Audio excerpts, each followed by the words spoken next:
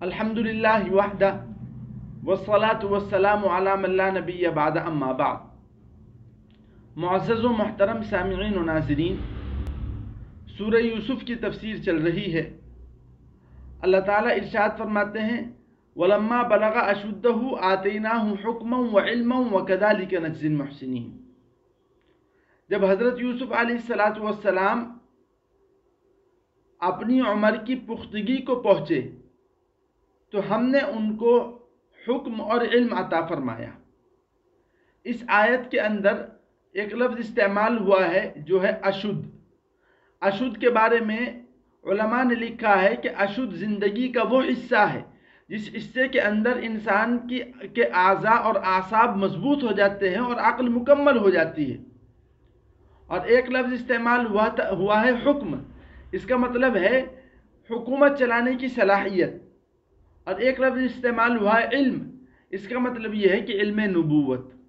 آیت کا مطلب یہ ہے کہ جب حضرت یوسف علیہ السلام کی عمر اتنی ہوئی کہ آپ کی عقل مکمل ہو گئی، اعصاب مضبوط ہو گئے، جو تقریباً 40 سال کی عمر تھی، اس عمر میں اللہ تبارک و تعالیٰ نے انہیں حکم عطا فرمایا، یعنی حکومت چلانے کی صلاحیت عطا فرمائی، اور علم عطا فرمایا یعنی علم نبوت عطا فرمایا، اور نبوت سے حضرت یوسف علیہ السلام کو سرفراز فرمایا۔ اور پھر آگے کہا وَكَذَلِكَ نَجْزِي الْمُحْسِنِينَ، اور اسی طریقے سے ہم نیک و کار کو بدلہ دیتے ہیں۔ یعنی دنیا میں جو بھی انسان اچھا کام کرے گا اللہ تعالیٰ اس کے لیے ترقی کی راہوں کو کھولتے چلے جائیں گے۔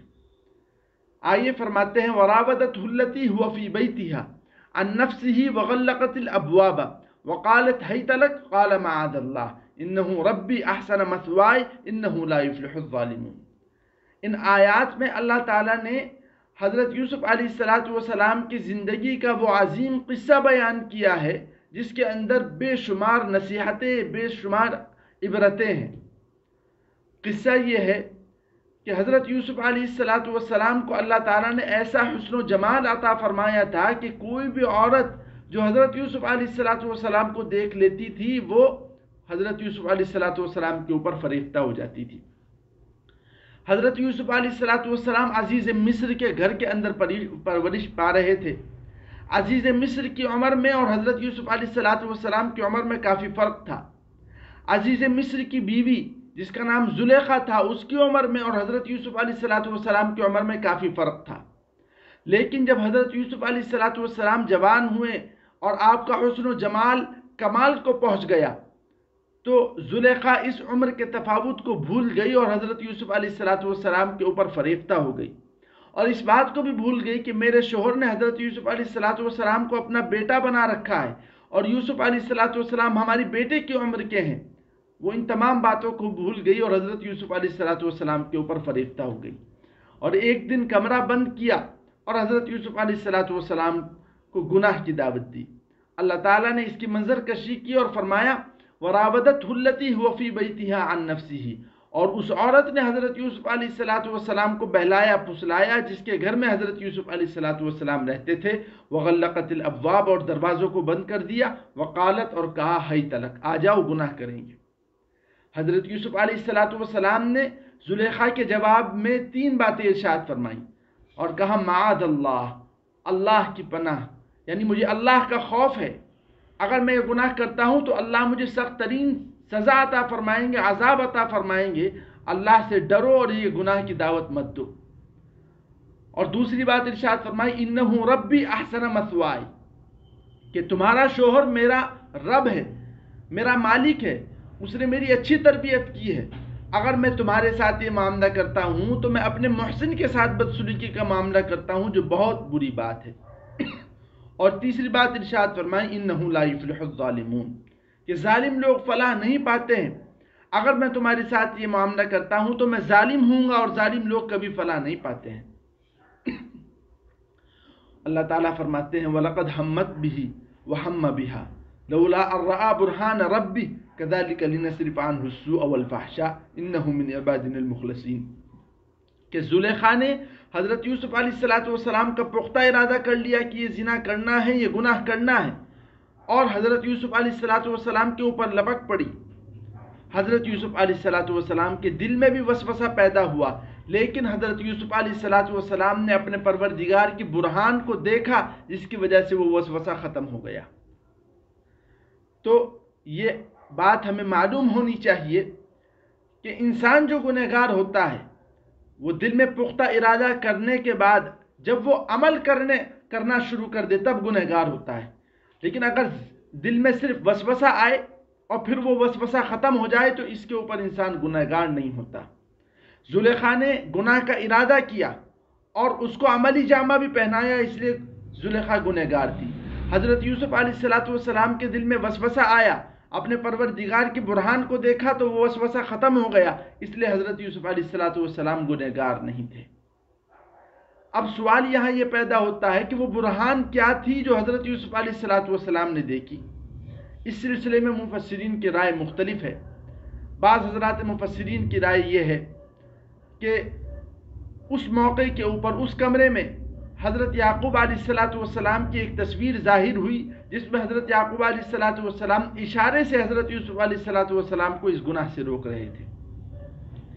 ایک رائے یہ ہے کہ زلیخا نے جب کمرے کے دروازے بند کیے تو ایک مورتی کے اوپر چادر ڈالی۔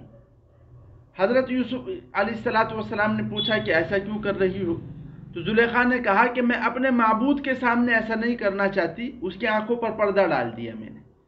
حضرت یوسف علیہ السلام نے کہا کہ تم نے تو اپنے معبود کی آنکھوں پر پردہ ڈال دیا، لیکن میں اپنے معبود جس کی آنکھوں کے اوپر پردہ ڈالنا ممکن نہیں ہے، میں اس سے کیسے چھپوں گا؟ تو یہ برہان تھی، جس برہان کو حضرت یوسف علیہ السلام نے دیکھا اور جس کی وجہ سے وہ گناہ سے بچ گئے۔ اللہ تعالیٰ ارشاد فرماتے ہیں کذالک لنصرف عنہ السوء والفحشاء، اس طریقے سے ہم نے حضرت یوسف علیہ السلام کو گناہ اور بدکاری سے بچایا اور وہ ہمارے مخلص بندوں میں سے تھے۔ واستبق الباب وقدت قمیصہ من دبر والف یا سیدھا لدى الباب، حضرت یوسف علیہ السلام اور زلیخا دونوں دروازے کی طرف بھاگے۔ حضرت یوسف علیہ السلام اپنی جان بچانے کے لیے دروازے کی طرف بھاگے، زلیخا حضرت یوسف علیہ السلام کو پکڑنے کے لیے دروازے کی طرف بھاگی۔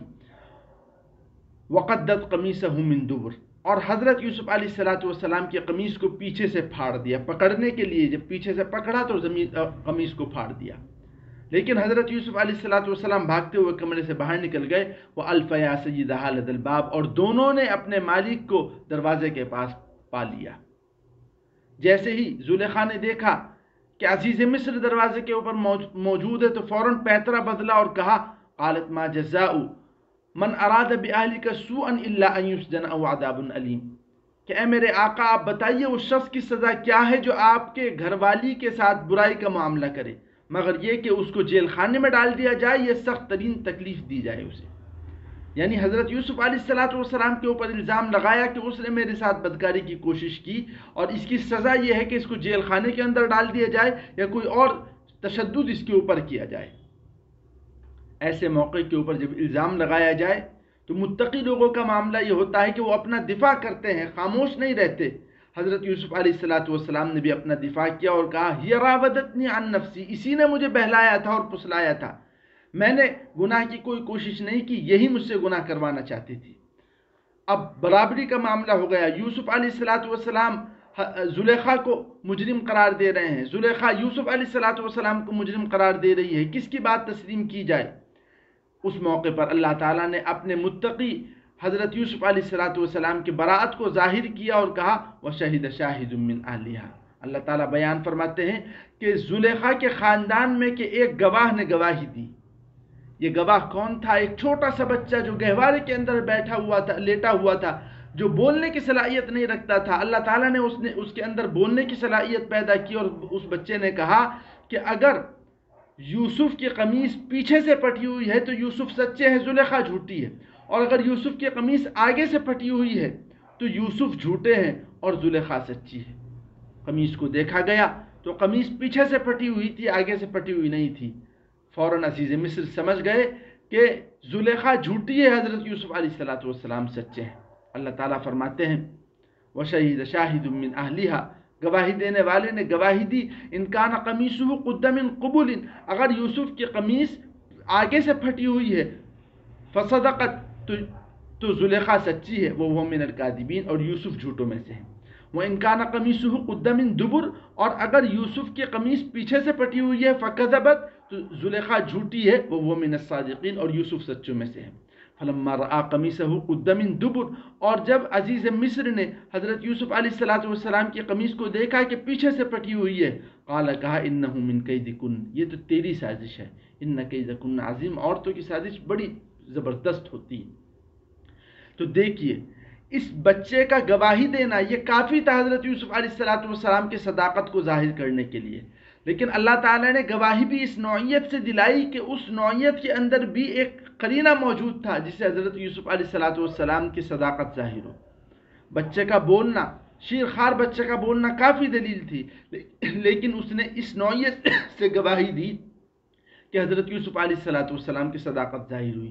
اس نے کہا کہ اگر قمیص آگے سے پھٹی ہوئی ہے تو معلوم یہ ہوا کہ حضرت یوسف علیہ السلام حملہ کر رہے تھے، عورت بچ رہی تھی، اور اگر پیچھے سے پھٹی ہوئی ہے تو حضرت یوسف علیہ السلام بھاگ رہے تھے اور عورت نے پیچھے سے حملہ کیا جس کی وجہ سے قمیص پھٹ گئی۔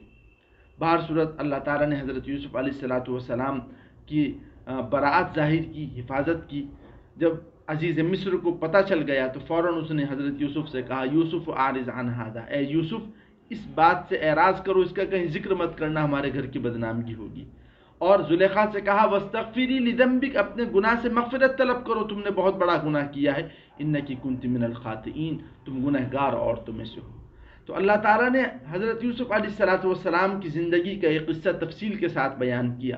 اللہ تعالیٰ ہم تمام لوگوں کو اس قصے سے عبرت حاصل کرنے کی توفیق عطا فرمائے۔ وآخر دعوانا الحمدللہ رب العالمین۔